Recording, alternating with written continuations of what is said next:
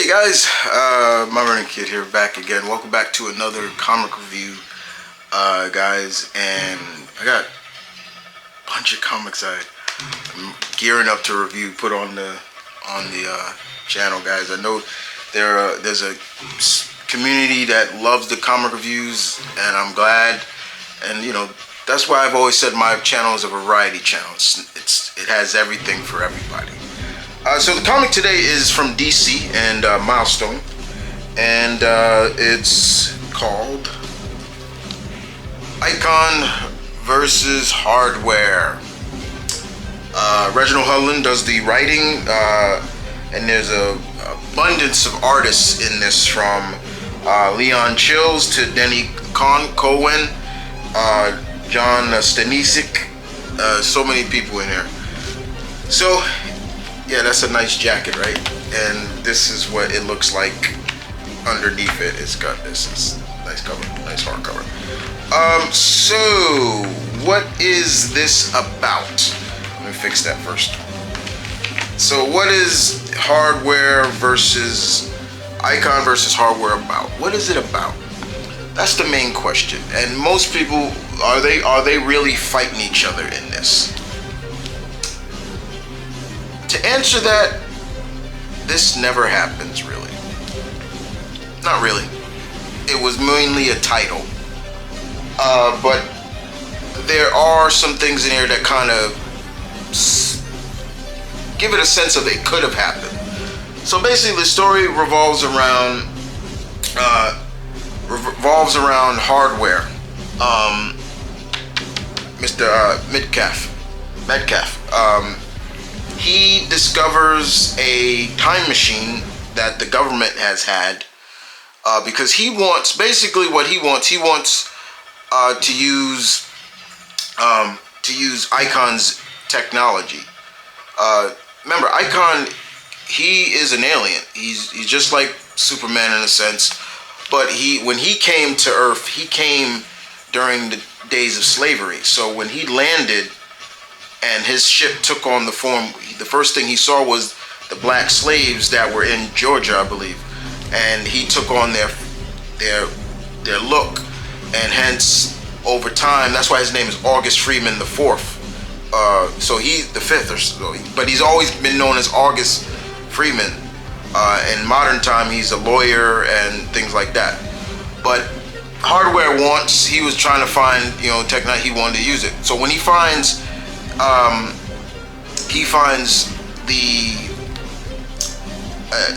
a secret base that he thought was where they took Icon's ship, it was actually a time machine. Now the reason why he's doing this is because Hardware has gotten into some trouble, and it does merit that you might have to read Hardware's and Icon's season 1 books that came out to kind of, but they give you like a cliff notes on what went down. Basically, Hardware got framed, or I should say, he took the fall for the Big Bang, and now he's on the run.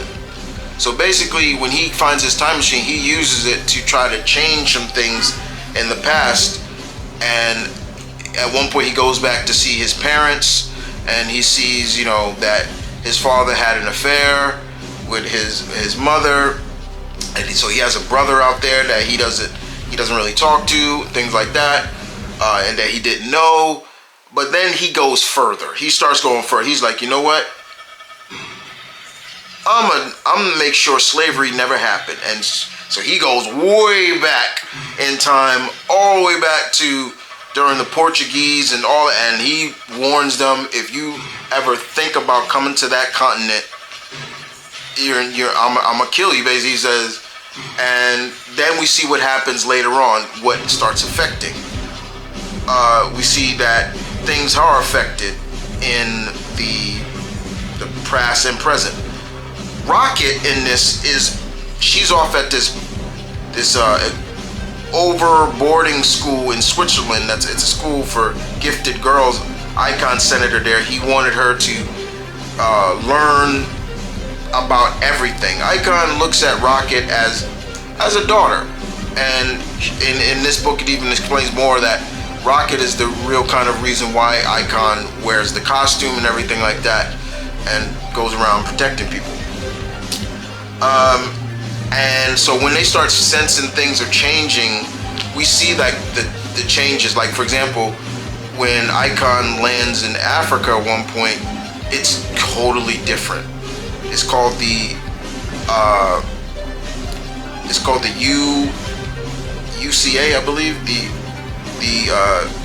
United Continent of Africa. Like, Africa is completely united. No wars, no civil wars in between different countries, no nothing.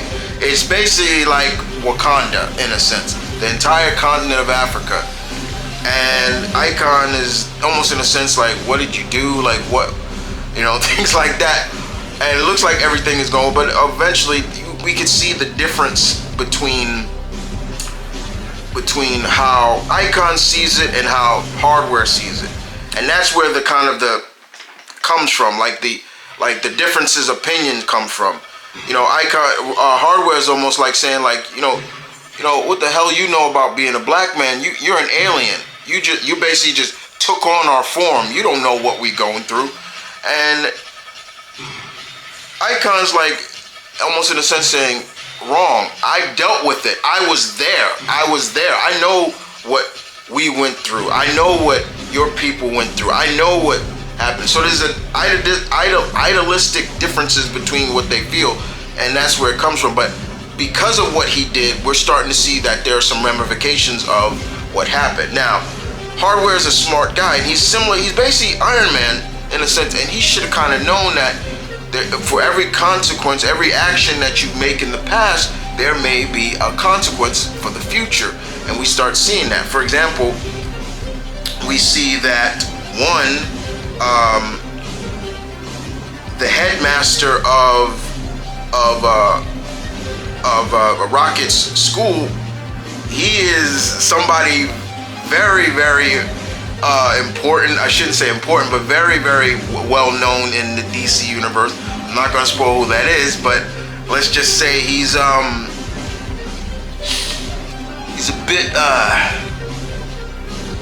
savage, so to speak. Clue. And then we also get to see the ramifications, like the time, everything is lapping, and past and present are mixing. And also we get to see that Hardware and Icon, they team up to face another threat, a DC threat. I'm not gonna ruin that, but let's just say he's green with envy, and he values knowledge. I'll just put that there. One of the coolest things in this is seeing all the milestone characters dealing with the Nazis and all these, like, there's a part of Static in this. He's at a barbecue and a bunch of Nazis roll through his neighborhood, and he's like, what the? He's like, I'm at a barbecue. And then he's like, and there's like, and then one of the Nazi soldiers says, kneel or die. And so Mr. Hawkins, Virgil's dad, says, deal with him, son. He's like, all right. And he just shocks him to death. He doesn't kill him, but he knocks him out. He shocks him, gives him like a super taser. We see that both Icon and Rocket, they come to get a better understanding of each other. Alva is in this. Even Alva is in this. But like I said, we get a sense of, Icon still doesn't trust Hardware. He's like, you're out of control, even when everything is complete, he's like, you're out of control, I should shut you down. And Hardware says, if you shut me down, I'll just make a better armor than I did now. Like, I'll just keep doing it. And so it kind of plays off that. What's really also interesting about this series is the conversation or the argument between Rocket and Icon at the end is where basically Icon finds out that somebody he thought he could trust was just trying to recruit Rocket under his nose. And I won't spoil that. And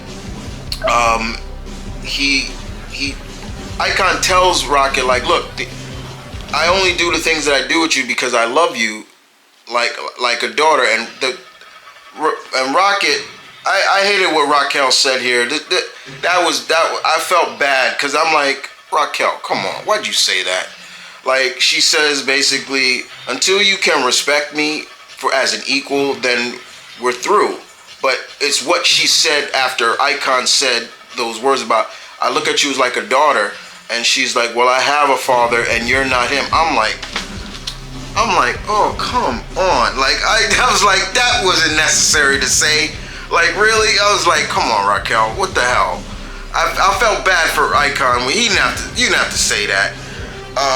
But outside of that, this was fun because this highlighted all the milestone heroes. You got Tech 9 up in there. You got you had Brick. You had all the great milestone characters in there, and they're dealing with historical figures, Tyrannosaurus Rex. Like, it was like, to me, I'm just like, Hardware, what the hell did you do? Like, this is your fault. And again, he's like, well, I made it, my bad, I'll fix it.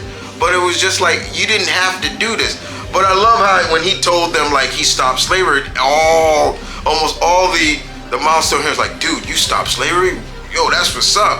And I love how Icon shut that shit down. He was like, that was flawless logic. He's like, yeah, but look at what he caused now.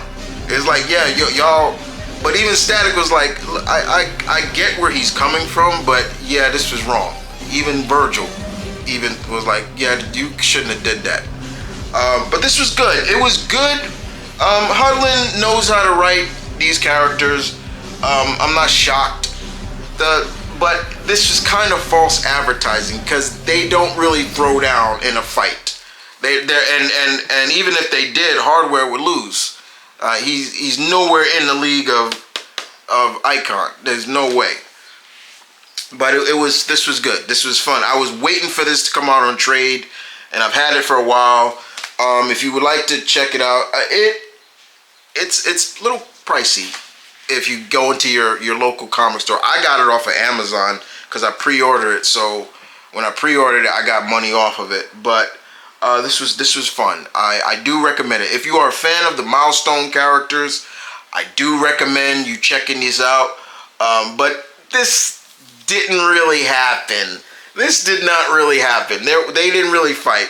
Like I said, some of the artwork in here was great.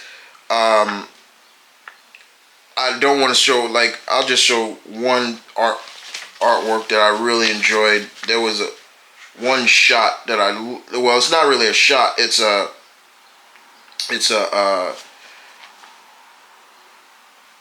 was shown between. Here's a good shot. Look at that of Icon and Hardware. That's beautiful right there. I love that. That's nice. That's real good.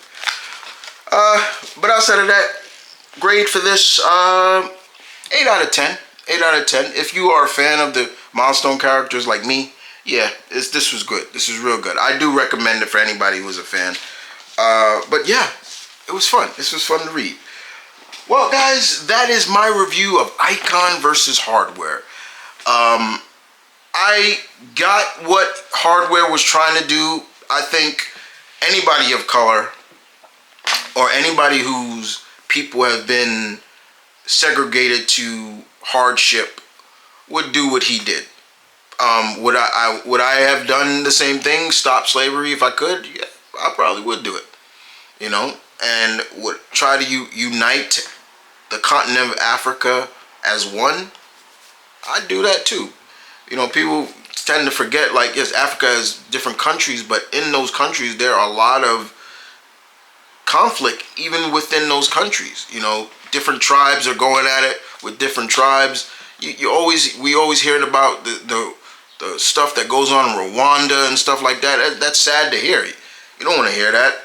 You would think, oh, this is a continent that is basically for us, you know, is the most dominant black continent, and even in that, we're not in solidarity. And I say that for the reason because I have a lot of African friends. And I remember asking one of my African friends who was from Sierra Leone, and I asked him, I said, what's something that you wish back home would happen? A united Africa. I was like, wow, I can agree with that. So yeah, very good. But outside of that, guys, you guys take care. I will be back next time with some more reviews. Next time I will be reviewing, we'll be going back to Indie Showcase. I will be reviewing, I'll actually show it to you.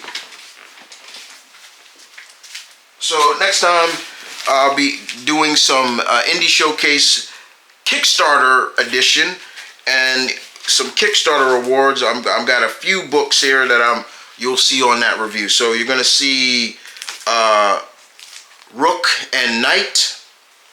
You're gonna see The Beast and Snow, Hit and Run. You can't see Hit Run. Werewolf Frankenstein. Lady Dark #3. Murder City Devil #3. And also